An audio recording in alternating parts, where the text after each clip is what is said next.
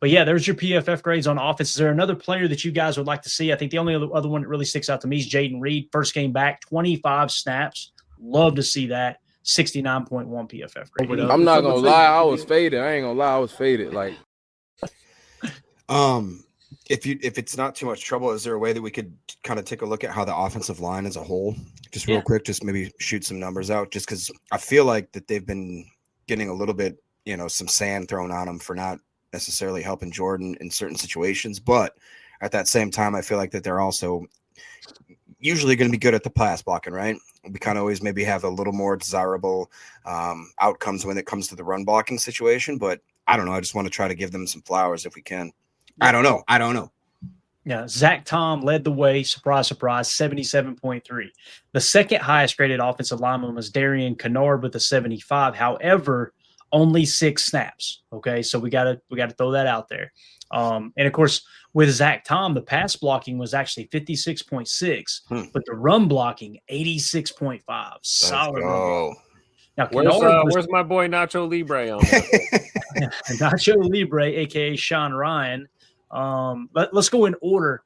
I think he's the third best offensive lineman here, Tim. Second best is Aaron Banks at a 64.0 with an 81.1 pass blocking grade and a 65.3 run blocking grade. That's solid. I'll take that.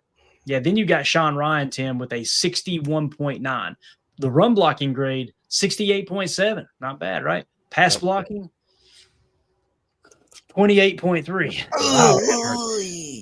So he struggled pass blocking, but again, in run blocking, obviously the offensive line as a whole run blocked a lot better in this game, seems like. So, and then Rasheed Walker, Jacob, to round it out here, was a 61.4 with an 85.7 pass blocking grade, but a 45.8 run blocking grade. That's how the offensive line shook. Okay? Anthony Belton, I'm sorry, got to say it, 53 snaps, 50.6 with a pass blocking grade of 23.8. So not a good day at the office, according to PFF, for Anthony Belton.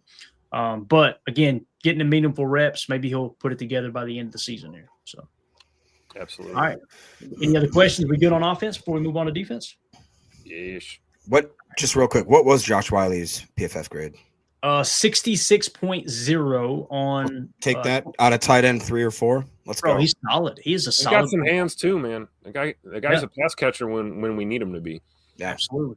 What I like about it too is he's not at Tucker Kraft's level. Obviously, not many tight ends are, but he plays like Tucker Kraft. Like he'll lower that head and run through somebody's face, right? He'll do that. He'll catch the ball when he's open. And I think he's a.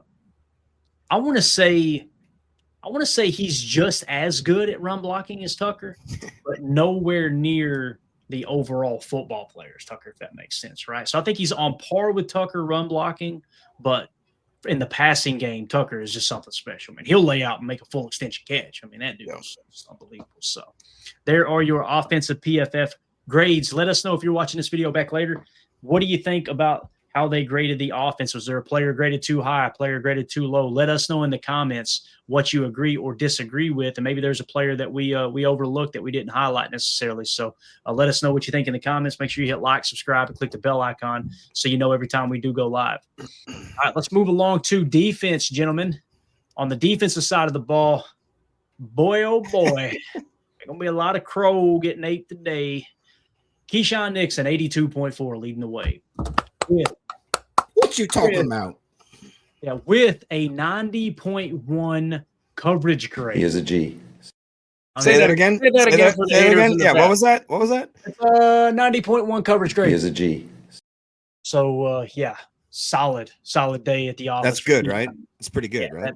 That's last I checked. That is good. So 82.4, run defense grade 68.4, tackle grade 76.6, pass rush grade 71.9. They fired him on at least one blitz. And then the coverage grade, like I said, a 90.1. I mean, the closest player in coverage grade to Keyshawn Nixon's 90.1 for the Packers was a 75.3 by Javon Bullard. Wow to think about. So Bull was all over the place yesterday. He was playing great football yesterday. Absolutely. Joe Pack Joe in the chat. I want it to be known in the chat. I apologize to K9. We appreciate that, Joe. Fishy things. Super happy to be wrong about K9. Good job, K9. Apology forms available. K9 didn't score over 92. He says bust. Feel a little bit short there. So second on this list. Go ahead, Jacob. I'm sorry. No, I said it last night, and I think this morning or whatever. I really do think that K9 doesn't get enough respect. I think that like his aggressiveness at certain times can maybe be a little bit like disconcerting, and that it could maybe put us in a certain type of situation. But you need somebody like that on defense. You need somebody between him and Carrington, just John, like that gets in those guys' heads, and you can see it does. Like you can literally watch them getting to the point where they're gonna, like we saw the replay where he comes back. Guys are coming back into our huddle to try to like start stuff, and if the refs had their head out of their butt, they could actually start calling the game right, and we could actually take advantage of that a little bit more. Then I'm very, very excited. I think Keyshawn Nixon is a great addition to this team, and I'm very, very glad that I was wrong. I will eat the humble pie. He is a Green Bay Packer.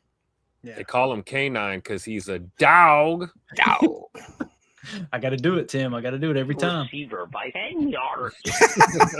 Poor Corey. Poor Corey. All right, so number 2 on this list, and it kind of goes hand in hand with this comment that you guys marked. Ron Sample said 2025 coverage grades.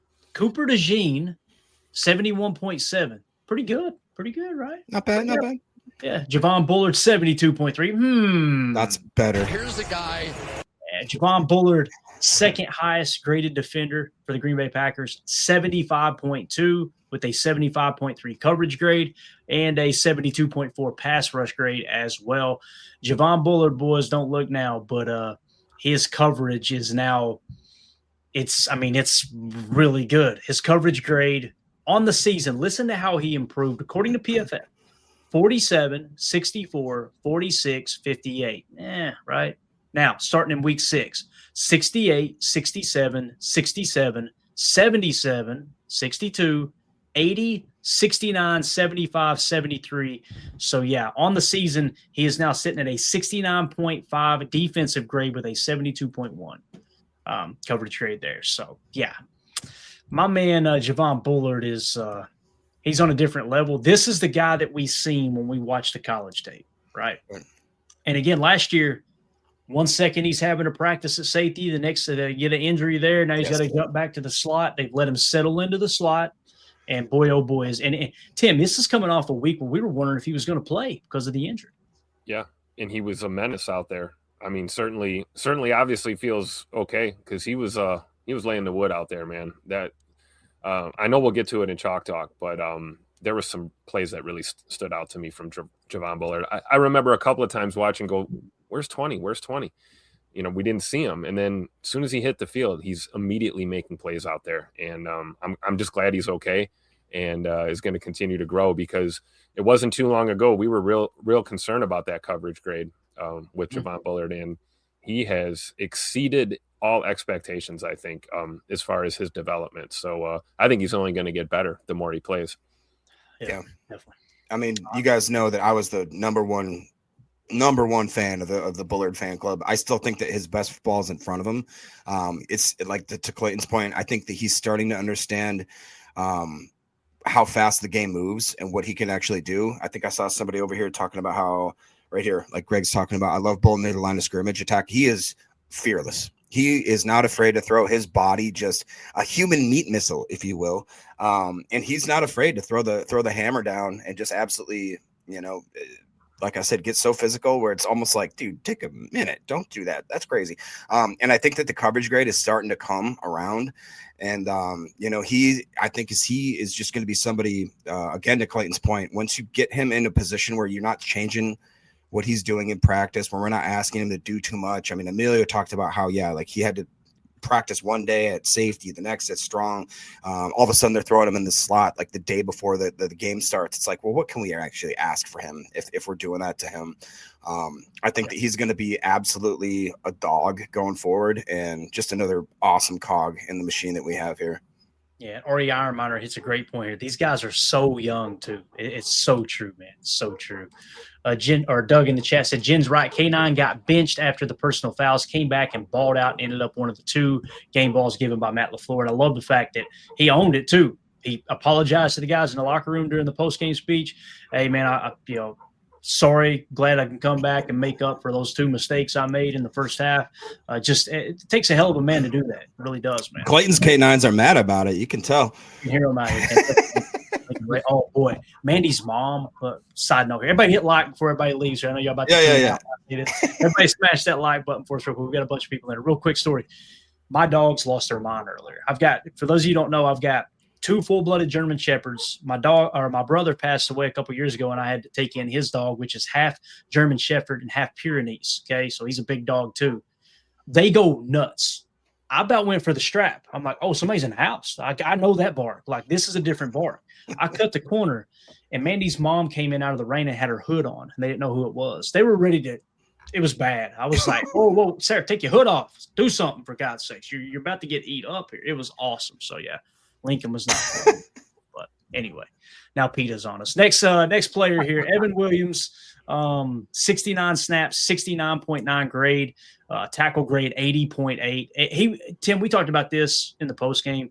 It seemed like Evan Williams was in on every damn tackle yesterday. I mean, he was just always around the ball, and him spinning down last second from that deep safety position we talked about, and just, I mean, absolutely playing with reckless abandonment. I love Evan Williams. This guy is so freaking good. I'm glad he's starting to get recognized for that part of his game, because I even felt like that last year that, and this guy's a hitter, man. He's a thumper, and he gets a lot of credit for his coverage ability. But, man, he looks good blitzing and making tackles in the open field. It's just fun to watch him, and you feel real good about the future of the back end of that secondary with 33 back there. Yeah. His PFF grade on the year now, 73.9 on the season. So solid year for Evan Williams. Matter of fact, he is now higher than his grade last year was a 72.3, Jacob. Now he's up to a 73.9. Right. He is a G. I don't know about you guys, but I mean, me and Clayton, I believe, had the conversation where, Evan Williams, I was excited to have him. I think he was a 4th-round draft pick, if I'm not mistaken. His biggest thing is, again, like is kind of that similar mold. When I looked at the Javon Bullard tape, this dude's a thumper. Like Tim just said, human meat missile. He will just fire his body. It doesn't matter. Like, he has reckless abandon. It's kind of crazy. His biggest knock on him is he's not a coverage guy, right? I believe he had some time in Oregon, and then I think as well as South Carolina or something like that. I think I want to say it was Fresno. I could be wrong. Somewhere out in Cali. Yeah, okay. I'm sure Coach knows. But yeah, they said if you went back and watched that tape, you'd see the coverage everywhere. We just watched the Oregon tape, right? So. Right. Yeah. And just, again, to just be so pleasantly surprised. And Soder said Fresno State. Just what a pleasant surprise to have a guy like him. And he seems like that he is wise above his years. I don't know about you guys, but everything from him and his tape, for his post-game coverage, the way that he just kind of, I think that him and McKinney next to each other, like, that's just crazy because he gets to learn from an absolute pro. I don't think McKinney gets enough respect on his name just because nobody talks about him because he's doing his job. You know what I mean? We talk about how guys in the secondary, if we don't talk about them, it's because they're doing their job. It's probably a good thing.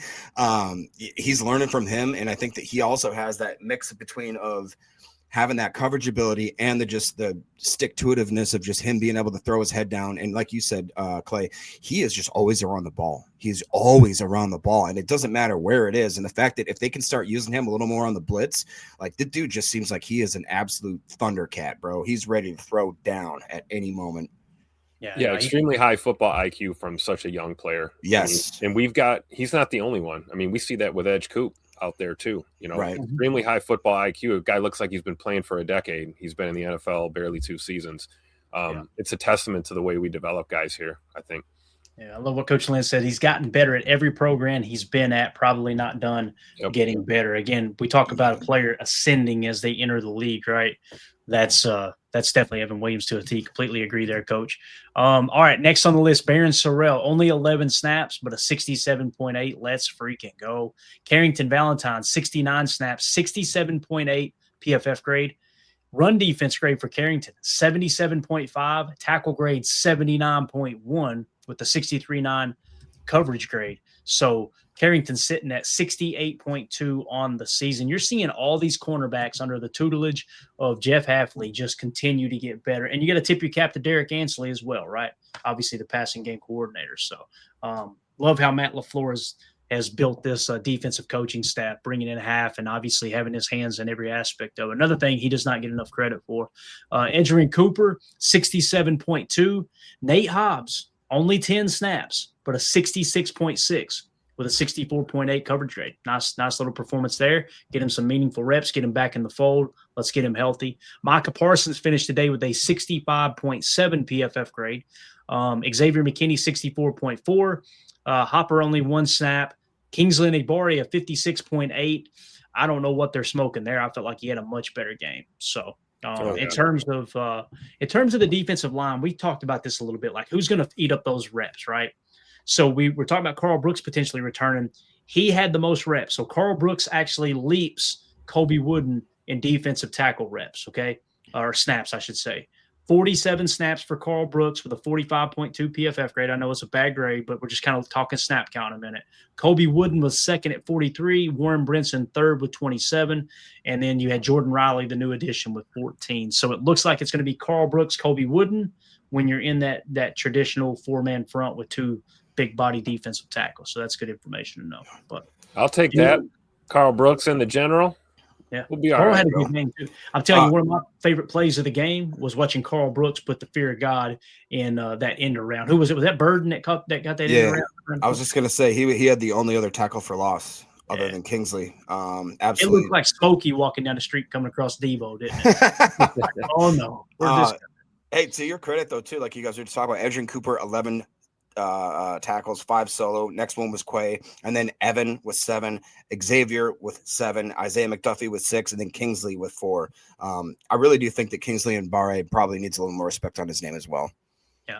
And Edgerrin Cooper on the season, Tim, 67.2. 75.1 defensive PFF grade with a 73.5 coverage grade. Yeah, sophomore slump my ass. Let's go. No doubt. Quay Walker on the day was a 51.1. He had a 45 coverage grade, a 48 pass rush grade, but his tackle grade 83.4 for Quay, and a run defense grade of 68.6. So on the season, Quay is sitting at a 54.1. However, I think the more positive news, Quay played 70 snaps yesterday, so he is fully healthy, good to go, right? Yep, and he looked good out there. He looked back to his old form pretty quickly. Communicating on that line too, doing a lot of the checks and calls with the D line on some of those run fits. It's good to see Quay back with the green dot, man. What do you guys think about the fact that, so we've all talked about obviously on the offense, how we get Reed back, how we got Watson back. 12 for this brings up a good point. If we can get LVN back by the next Bears game, Caleb will not be able to escape. I think there was another one. Yeah. Greg Rice saying, oh my God, I forgot about LVN. That would be insane. I mean, because if you could get him back, and even if he's just a fraction of what he was starting to ascend as well. And if we can get a guy. Yeah. 13% pressure rate, Jacob. Yeah. Let's go. Like, that is, you know what, if you want to look at what it takes to have a late round or a late season playoff kind of streak going, I mean, you get a guy like LVN that can come in there, and we got Enagbare, obviously Gary with Micah Parsons. I mean, it's just, who are you going to try to stop, man? Even when we got guys that are gassed on the field, we got other guys that are coming in. I mean, even, I don't know about you guys, but I'm still impressed with what I see from Sorrell. He doesn't get many snaps, but the time he does, I feel like he flashes. And I think that that's a guy that, God forbid anything happens in this season, but let alone next season and the years coming up, I think that we got one in him too. Yeah, I agree. Anything else you guys want to hit on the defensive PFF grades there, fellas? Anything at all? I think we got it. All right. Yeah. All right. If you guys watching this video back later, let us know in the comments what you think about the players we discussed here. Again, Keyshawn Nixon, Javon Bullard, Evan Williams, Barron Sorrell, and Carrington Ballantyne were the highest graded players on defense. Do you agree with that? Do you maybe disagree with some of the grades of the lower graded guys? We want to hear from you in the comments. Make sure you hit like, subscribe, and click that bell icon so you know when we go live here in the future. So I think that's going to do it, guys. We hit all the PFF grades. We covered everything pretty extensively. Is there anything else y'all want to hit on before we wrap up here? Anything at all? Put some spec on our boys' names. I saw Rashawn Gary catching a little shade. I don't know what the deal is with that. I think Rashawn is doing very well this season, and he's not strictly a pass rusher. I don't know if people are down on him because of sack numbers or pass rush grade or whatever it is. I've even seen people say he looks like he lost a step. The game I watched, it looked like 90% of the players on the field lost a step. It was frigid out there. It's hard to move. Well, probably everyone except Scoot, right? Because he almost cracked 22 miles an hour on that tutter. But I just would like to say, don't sleep on Bane, Gary. That's a guy that's going to show up when you need him the most. And right now, it's all hands on deck in the trenches. Yeah, I agree with that, Tim. And honestly, like his whole career, even when you go back to him in college, he was a team player. When he knew probably that if they wanted to go out and just let him, run around with his hair on fire, he could do that kind of stuff. But what they usually asked him to do was set the edge, be a team player, not make stupid mistakes. I think that in a way, that's kind of what they're asking him to do as his role, because we've got Parsons where he's going to be absolutely moving all around the field. He's going to be doing the Joker look. He's going to come off the edge. We need somebody on the other side, the steady Eddie, that absolutely sits there and is going to make sure that there's going to be some gap discipline and that kind of stuff. And to this point, like, he's still having a great year, man. He's still having a great year. People just, because of the fact, I think that Parsons looks just so over the top good, like people start to throw shade on Gary, and I just feel like that's such a small-minded way of looking at football. And again, whatever, you fan how you want to fan, but I just think that Rashawn Gary is the definition of a Green Bay Packer, and I'm never gonna not love that dude. Like, he literally is he's one of my favorite Green Bay Packers that I've ever seen, and I'm always gonna go to bat for that dude. And as you enter your veteran days of your career, right, we're getting closer and closer to the dirty 30, right? You adapt your game, and your coaching staff and your scheme is going to ask different things of you than maybe you did in your first couple of years of the league.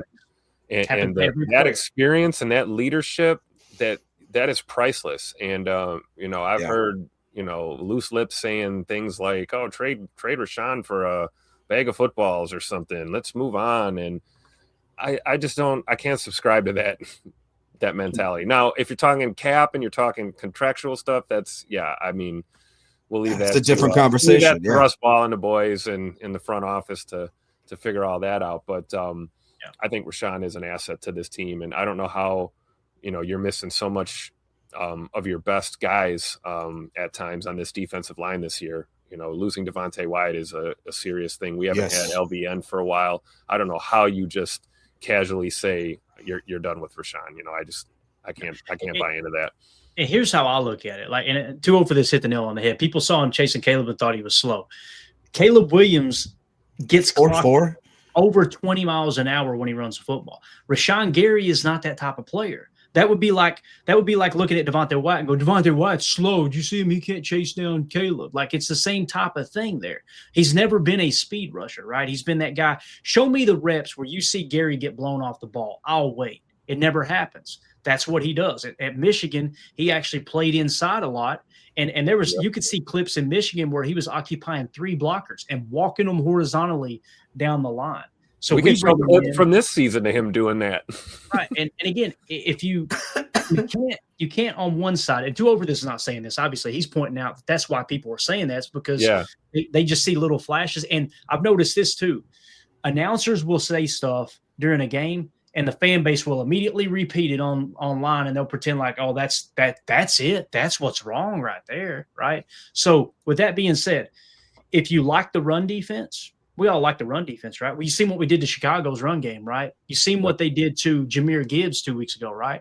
You can't out of one side of your mouth say, oh, yeah, this run defense is dominant. And then at the other side say, Rashawn Gary's washed, Rashawn Gary ain't no good, or Rashawn Gary ain't doing his job, because he leads the defensive line in run stops. His run defense grade this year is a 72.2.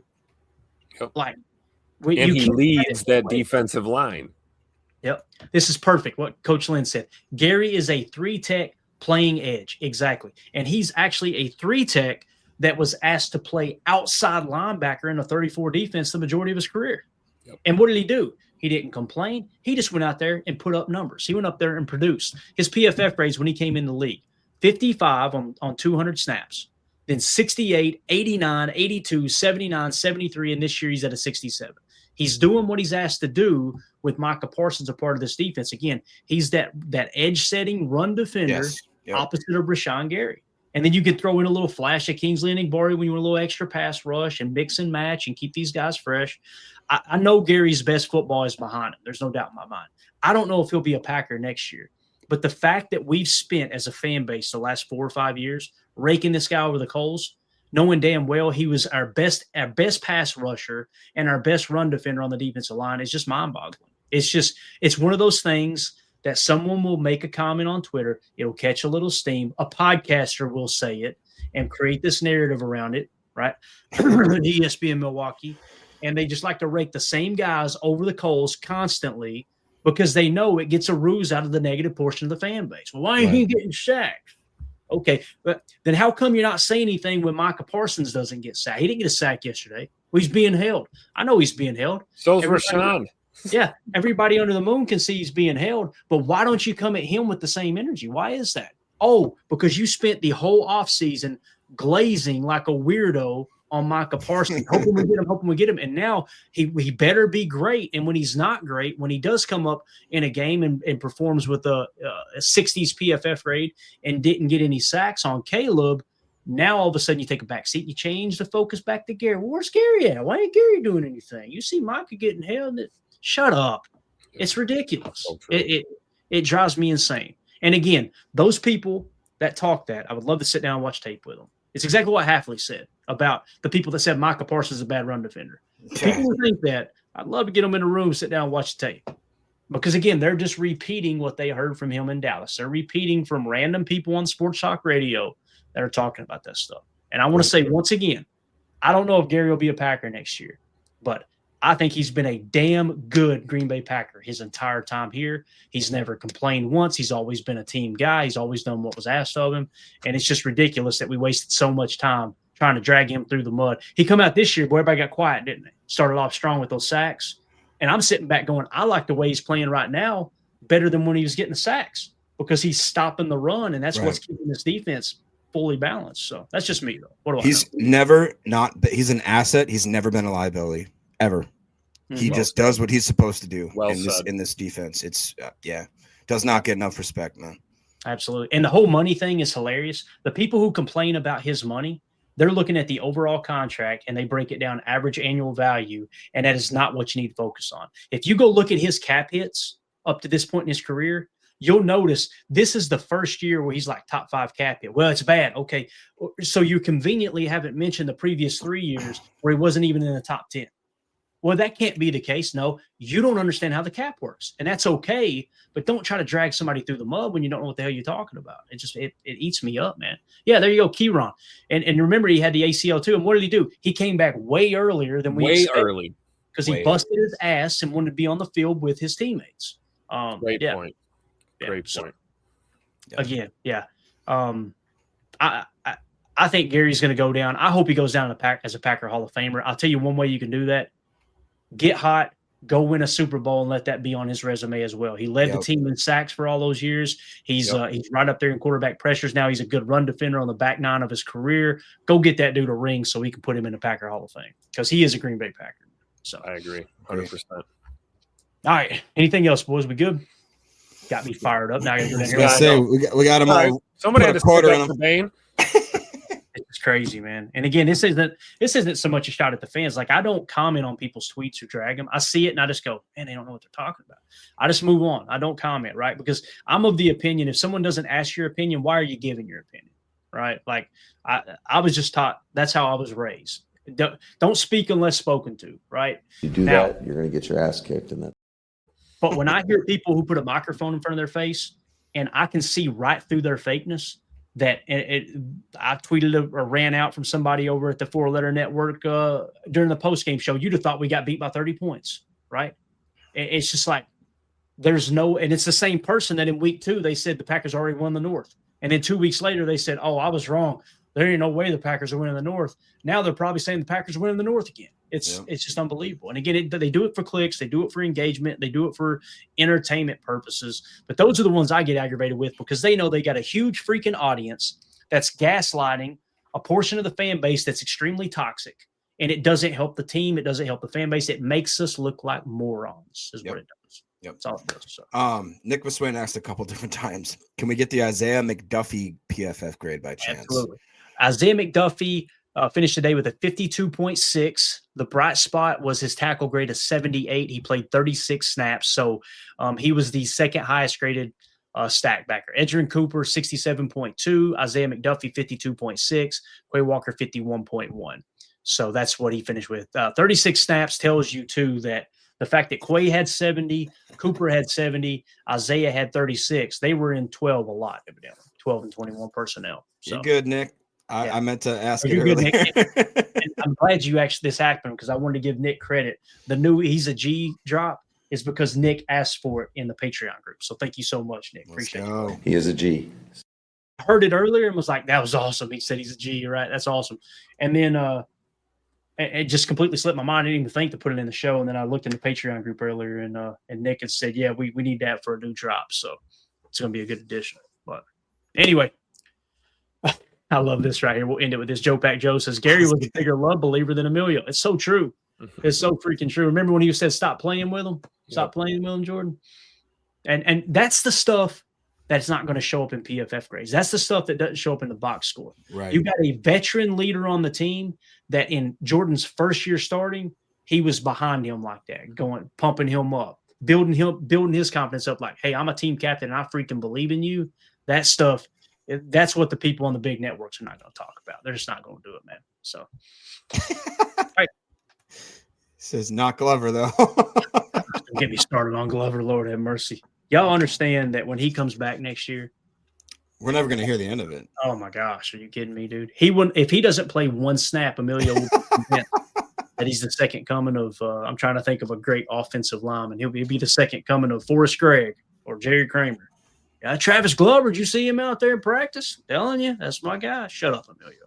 Wherever you are. I didn't know Emilio was T. Glover's agent. Yeah. Would be funny. Maybe that's it. He gets a chunk of the pie. That's what we're thinking. It would be funny if you go over to Spot Track and it lists the agent's name and it said Emilio. Didn't even have a last name. It just said Emilio. That's it, right? So, yeah, this picture was taken on signing day, right? Exactly. We could probably fill another 8 minutes here. Anything else y'all want to hit? Anything at all? We got about 8 minutes if y'all want to continue talking. I was going to wrap it up in an hour, but y'all done got me hot over here, man. I'm going to take some blood pressure medicine before I go to sleep tonight. I got a question for you. Mm-hmm. So we broke up this morning's podcast and we did have the discussion about how certain refs. Did you guys see what Troy Aikman had said? No, what did he say? He said that the refs gifted the Packers a victory. How did he come up with that? Have another one, Troy. I could not believe it. I had to look it up. It didn't track. And I just heard that the chat's going nuts. I just heard that he'd said it. I looked it up. He did say it. I just don't understand the mentality there. Like, obviously you're going to have guys like Greg Olson, your Troy Aikmans that clearly just have a bias against certain teams. And honestly, I would do that too. If I let's say I played on let's just call it like numbers a don't crappy lie, team. Right. Numbers don't lie though. He had to see the penalty yards and the penalties called, right? It's just weird to me though, right? Like we're supposed to look at these guys as experts and quote unquote analysis. Like, how does that work? On X at all? There ain't nothing on X. I just typed in Troy Aikman Packers and there's nothing there. But it wouldn't surprise me. Now we done started something, Jacob. Yeah, come get me, Troy. Stuff. You know that ugly guy, Troy. Did you really say that, Jacob? Look, Keyron gonna go looking for Troy now. Unbelievable. Don't want Keyron after you. I promise you that, man. Jen Wright said Troy didn't watch the game. That's right. I believe it. He was listening to those old Lori Morgan CDs. So, but all right. Anything else? He's not an attractive man. All right. Can we just get that out of the way? I'm just sorry. Yeah. And I agree with what Coach is saying here. I may be in the minority, but I enjoyed the hell out of Tom Brady's analysis yesterday. I don't know if you guys did. I thought he was fun. He was upbeat. That's why I made the Benjamin Franklin comment on Twitter. I said he might have went across the Michigan line and got him a little Benjamin Franklin. He looked like he was just like a little kid up there having fun, you know? How did you guys feel about Tom Brady in the broadcast? Am I the only one who watches the games on mute? I think he's getting better. I'll be honest. When I first saw him, it seemed like he was, which it's weird to say that Tom Brady would be nervous. It is weird though. Like when it's a different sort of dynamic when you're just going in there underneath the center and actually just have to play football versus that there's going to be millions of people listening to you live. I think he could sense that type of situation and the way that he kind of called the games. But I agree with Clayton and with a few people in the chat. I do think that he's starting to kind of settle in a little bit. And it's like to Jen's point though, I'd rather listen to Larry. Like Larry McCarron and freaking they're just so good, man. They are so good. Yeah, they are the best, man. I feel like they're the best radio broadcast team in all of the NFL for sure, man. And I grew up listening to some really, really good broadcasters back in the day. Like, my brother turned me on to some old audio clips of Myron Cope for the Steelers back in the day. If you guys don't know who that was, who's that? Man, he was the Steelers radio guy for a long time. He's the one, I think he invented the terrible towel. He had just a Yinzer accent and was just so excited about the Steelers. And then of course we grew up with the John Madden and the Pat Summeralls, and I love the minimalist is what I like. And if we don't have a minimalist, I want a former player that loves the game. That's what made John Madden so great. Is you could tell when he talked, he loved the game. He was having fun. Like Joe Buck said one time, when you listen to Pat Summerall and John Madden call a game, it was like you were sitting on the couch having a beer with buddies watching the game, right? Yep. Tom Brady here lately, it's why I personally like Tony Romo. Tony Romo would get all jacked up and excited. I want that. Now, I don't want it to be fake, and I'm not going to mention the name because I'll catch a lot of hate for it, but there's a broadcaster that goes over the top with it. It just feels fake. But I really, really do like the former player analysis when they let him talk about what's important. And that's what you're getting from Brady here lately. I feel like he's actually talking like a former player and not toting the company line that the execs want him to tote, if that makes sense. So, who I really like that I don't think anybody would ever say is one of their favorite, Kenny Albert. I like Kenny Albert. Yeah, he's got a good voice. Yeah, he's definitely got a good voice. Doug in the chat said you guys need to listen to Jim Irwin and Max McGee. I remember Max back in the day. Right back in the radio. Yeah, McGee was always 3 sheets to the wind, as he should be, right? As he should be. There you go. Let's see here. Benduro Chair. I hope I'm saying that right. I thought there you go. Thank you. I thought Drew Brees was good. Tony Romo is fun, man. All these guys can break it down, but Brady is a little quirky. And yeah, there's some quirkiness. I mean, the guy eats avocado ice cream. What are we talking about, right? So avocado ice cream? Yeah, that's his big thing, man, on the diet, dude. You don't like avocado ice cream, Jacob? No, I love pistachio ice cream. You guys ever tried that? Yeah. It's good. It's good. Should we ask Caleb if they have any at the store? Make us a McFlurry with that. Give me some of that soft serve, Caleb, like you. Yeah. Hey, he's easy killer, easy. I like ice cream cake from Dairy Queen. You know what I'm saying? Oh yeah, One of those big ones too, man. You kidding me? So that's how you feel 2 more minutes. Boom. There you go. All right. Pistachio ice cream is fire. I agree. Thank you. There you go. Nick McSwain, I'm convinced I know more about football than Greg Olson. Greg Olson. Now, Greg Olson is probably one that again, you ain't got nothing nice to say. Don't say anything at all. He gets on my damn nerves. It just feels like they always put him in a game where he's calling for one of his former teams, and it is so biased. It's not even fun. It's just like, shut up, dude. Shut up. So I'm too old for this. My favorite ice cream is mayonnaise and olives. There you go. All right, got it. Deep offense reference, if you can't remember that. Yeah, they call that Michael Scott. Stop Scott eating special. it. Yeah.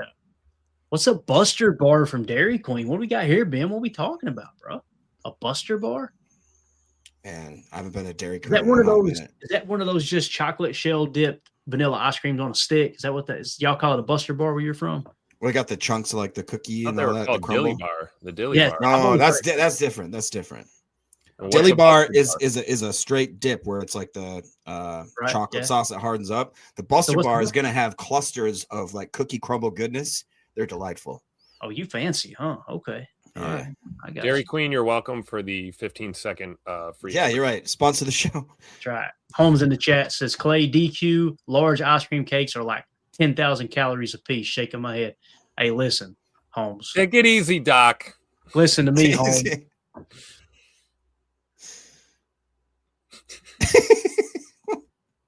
I'll keep that in mind next time I go through half of one, all right? People on the podcast were like, "Did it cut out? What happened?" No. I was trying to come back with something, but he makes a good point, man. They're so bad for you, dude. So bad for you. And here we are on Ice Cream Talk. This is unbelievable, man. Right in the middle of the season, huge win against the Bears. That's what happens, though, man. That's what happens. I'm getting hungry, bro. Yeah, butter pecan solid. Yeah. All right. That's it, guys. The show sucks. Appreciate y'all. We will be back tomorrow for PTA Live, probably at 6 p.m. Central. We see tomorrow's Tuesday. Typically, we try to get Chalk Talk together, so I'll work on that tomorrow during the day. We'll get 10 to 15 plays from the Bears game, the most important plays, and we'll break them down, show you what happened, why did it happen, give you the good, the bad, and the ugly with that. As Doug takes us back off track, Buster Bar is a rounder version of a dilly bar, and it has nuts and chocolate sauce inside the chocolate shell. You gonna jump his ass too there, Holmes? I'm sick of people telling me how to eat, Tim. I'm done. We're out of here. Appreciate y'all. Hit like if you don't care. All right. Some people just unlike the stream, and I completely understand. We'll see y'all tomorrow. Bye. There we go. Yeah. Bye, guys.